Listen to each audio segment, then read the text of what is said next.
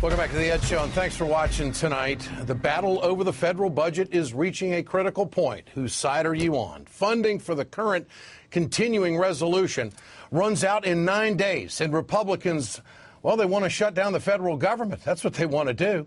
That's what they want to do. Republicans want to shut down the federal government. It will make it tough on President Obama. There'll be a lot of blame thrown around. Fox News and right-wing radio, they're never going to tell you the truth on this story. Conservatives are pushing myths that Democrats are to blame if there's a shutdown. Listen to the Tan Man. The House has passed our bill, and it's been nearly 40 days. And yet we see nothing pass the United States Senate. It's time for Senate Democrats to act on a bill.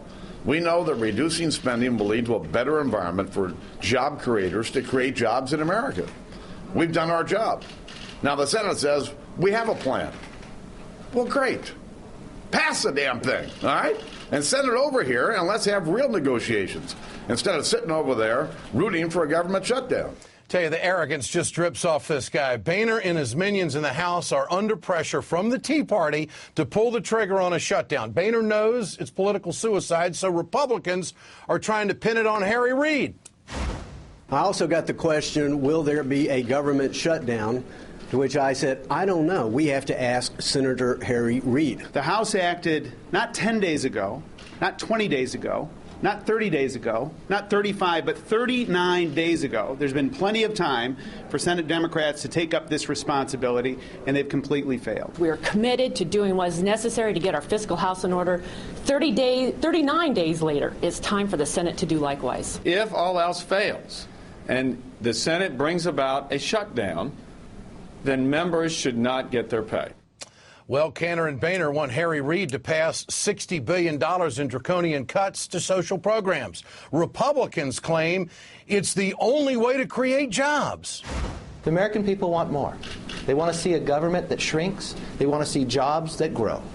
That's what Republicans are serious about. People want more jobs and less spending, and they know the two are connected. Do what the American people want. Grow the jobs, cut the government, and they can sit there and do nothing and try to find out who their leader is. So the Republican cut and grow agenda will cut the recovery short and grow the unemployment lines. That's what it's going to do. A report by Moody's chief economist, Mark Zandi, shows Republican cuts will eliminate 700,000 American jobs by the end of next year. This isn't about the budget for the Republicans. It's all politics. Congressman Joe Wilson of South Carolina thinks the Democrats should buckle to Republican demands because of the 2010 elections. There should be compromise, and we should be working together, but the conservatives won the election last year. The compromise should be to the conservative side. It should not be name-calling. Did you hear that? Joe Wilson doesn't want there to be any name-calling. Wilson is the guy who yelled at the President of the United States during the State of the Union address. Remember this? The reforms I'm proposing would not apply to those who are here illegally. Maybe he forgot that. Wilson and other Republicans blaming Harry Reid for a shutdown, they are the real liars in all of this. Reid is doing everything he can to meet with the Republicans halfway. Today, Reid announced that the Senate will be willing to make up to $30 billion in cuts. Boehner originally wanted that number. It's the number the Republicans were for before they were against it. We got that number by relying on reality, not ideology.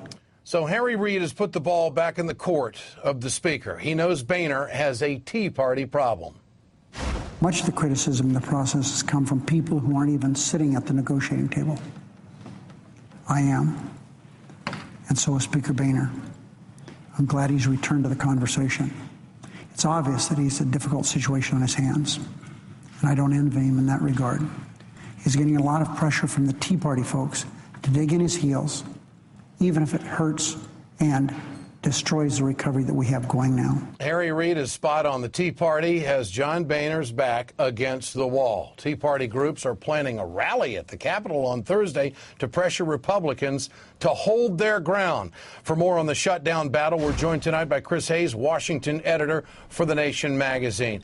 Chris, good to have you with us tonight. This evening, Vice President Biden met with Senate Democratic leaders, and they announced that they are willing to go to the number of $33 billion worth of cuts. Do you think Boehner's going to take that deal? Well, it was an interesting choice, I think, by Biden to mention it, because I think the idea is to try to anchor the negotiations in the public imagination and also bind them in. And there's Republican complaints, basically, but no denial. So it makes me think that they have actually worked something out, and he's trying to essentially hold them to it. We should zoom out for a second, though, and note the fact that we're already having a conversation where Joe Wilson actually, it is the contours of what Joe Wilson wanted, which is the compromise is in cutting a budget while we still have nearly double-digit unemployment. The anchor for this conversation is so far from what the consensus among people who study macroeconomics are, people who study the history of the Great Depression are. So we're already way, way, way in right field when we're arguing about how much we're going to cut, whether it's $60 billion or $30 billion. And it really comes down to whether Boehner is going to have the guts to stand up to the Tea Party at this point, because the Democrats have made some substantial cuts that I think, personally, I think a lot of Americans aren't going to like, but they're going to see that the Democrats have clearly moved to compromise on this. But is Boehner willing to compromise with the Tea Party? Is that possible? Well, Boehner has shown less, sort of shown less control. There's two sort of countervailing issues here. One is that Boehner has shown less control of the caucus than Pelosi showed over the caucus when she was the Speaker of the House. So it's more of an open question whether he can whip those votes around. On the other hand, there hasn't been massive open revolt in the previous CRs from the sort of Tea Party caucus, from the incoming House Republicans, which indicates that they may be willing to sort of grit their teeth and take it. I think ultimately there's a sort of delicate dance, because I think in the ideal universe, the Republicans want the Democrats to believe they're willing to go to a shutdown, but don't actually want the shutdown to happen, because as we've seen from the press conferences they're giving, they're scared they're going to end up with the ones shouldering the blame for it. And do the Democrats get the benefit of the doubt with the public? Who wins, who loses in a shutdown politically? Well, I think the president probably wins as institutionally, because the president can sort of stay above the fray and kind of come in and be the vessel through which a deal emerges. And I think Congress in general loses. I mean, let's remember that the United States Congress is the most distrusted institution in all of American life, right? Only about 10% of people say they have a lot of confidence in it.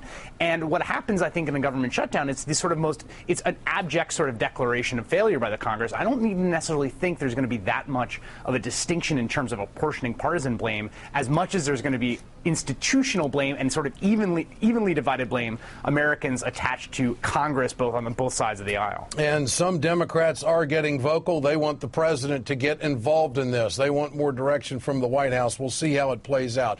Chris Hayes, Washington editor of The Nation, good to have you with us tonight. Thanks so much.